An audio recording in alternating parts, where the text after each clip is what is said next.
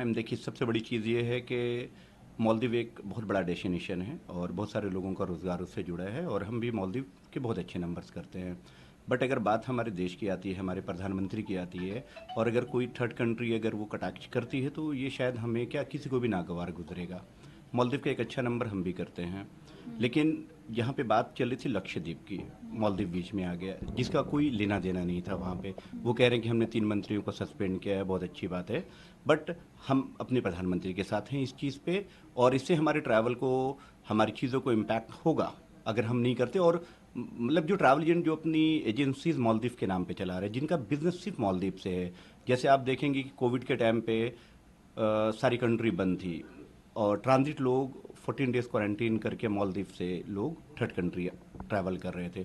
तो मालदीव उस वक्त because of India one largest destination बना 2020 2021 से 2022 और 2022 से 2023। तो मालदीव को इस चीज़ को समझना चाहिए कि हिंदुस्तान क्या ताकत रखता है, उसके प्रधानमंत्री की क्या रिस्पेक्ट है, और उनको वो इज्जत देनी चाहिए। जी, कितनी बुकिंग्स आती हैं आपके पास मालदीव्स के मालदीव लिए? की बुकिंग कभी 10 हैं, कभी 15 हैं, कभी 20 हैं, मतलब इस तरह से रेगुलर, बिकॉज हम होलसेलर हैं, B2B करते हैं। ट्रैवल एजेंटों का काम है हमारा, हम डायरेक्ट कस्टमर के साथ डील नहीं करते। तो एवरीडे अलग अलग तरह की बुकिंग, बट अभी थोड़े से उसमें कमी आनी शुरू हो चुकी हैं, जी। है ना। जब से ये हमारे प्रधानमंत्री के साथ ये बातें हुई हैं, मालदीव के जो मिनिस्टर्स ने किए हैं, तो उससे इम्पैक्ट पड़ेगा। और अगर वो ऐसा चाह रहे हैं तो उसका डेफिनेटली उनको उसका खामियाजा भुगतना पड़ेगा, जो हम इंडस्ट्री वाले नहीं चाहते, बिकॉज उससे हमारा रोज़गार जुड़ा है। बट अगर बात, फिर मैं यही कहना चाहूँगा, अगर बात हमारे प्रधानमंत्री की है और हमारे देश की है, तो मैं अपने देश और अपने प्रधानमंत्री के साथ खड़ा हूँ। जी, अभी किस तरीके की स्थिति हो रही है? क्या बुकिंग्स जो हैं वो कैंसिल हैं, होल्ड पर हैं, क्या है? हाँ, बुकिंग अभी काफ़ी, जो मैं देख रहा हूँ कि बुकिंग काफ़ी होल्ड पे जा रही है। इनफैक्ट मैंने खुद न्यू ईयर जाके मालदीव में मनाया है, हुँ। और काफ़ी अच्छा नंबर्स हमने दिसंबर में भी किया है, जनवरी में भी थे, बट अभी काफ़ी बुकिंग्स हमारी होल्ड पे जा रही हैं। तो ये इम्पैक्ट तो आ रहा है, बट आई होप कि वहाँ की गवर्नमेंट है, हमारी गवर्नमेंट है, अगर बात करें, माफ़ी मांगे सबसे पहली चीज़।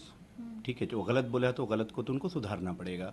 और अगर हमारा देश, हमारे मुल्क, हमारे कंट्री के लोग अगर उसको बाइकआउट कर रहे हैं, तो जाहिर सी बात है दिल में बातें लगी हैं, हुँ। तो ऐसी बातें उन्हें नहीं बोलनी चाहिए थी।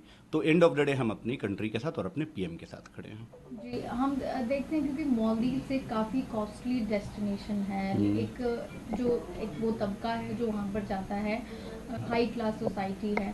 सो कई बार इस वक्त जो लोग मालदीव्स गए भी हैं या जा भी रहे हैं, तो अगर वो उनको भी ट्रोल किया जा रहा है, तो ये भी एक रीज़न हो सकता है कि लोग जाने से बुकिंग कैंसिल कर रहे हों, कि अब उन्हें ट्रोल होना पड़ेगा अगर वो जाएंगे तो।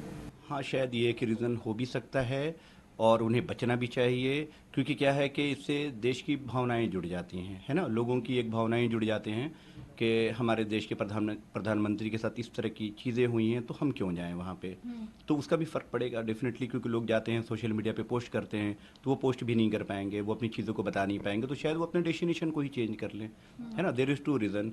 एक तो ये होगा कि भाई मुझे जाना नहीं, एक तो ये होगा कि मैं जाके वहाँ शो भी नहीं कर पाऊँगा, ट्रोल होऊंगा।